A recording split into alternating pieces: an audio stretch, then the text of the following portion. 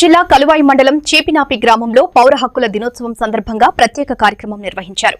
గ్రామంలో MPDO Shailaja, deputy తహసీల్దార్ వెంకటేశ్వర్లు ఆధ్వర్యంలో ఈ కార్యక్రమం జరిగింది.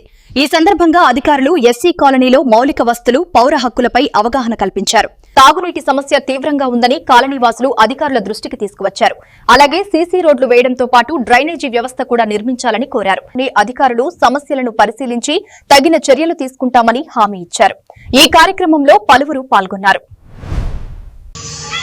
ఎస్టీ పాపులేషన్ ఉన్నటువంటి ఏరియాలో మీకు ఏమైనా సరే ఇబ్బందులు ఉంటే వాటిని ఇక్కడ మండల స్థాయి అధికారులు మొత్తం ఇక్కడికి వచ్చి మీ దగ్గర అర్జీలు తీసుకొని ఆ అర్జీల్ని త్వరితగతిన పరిష్కరించే విధంగా ఈ యొక్క మీటింగ్ ఉద్దేశము.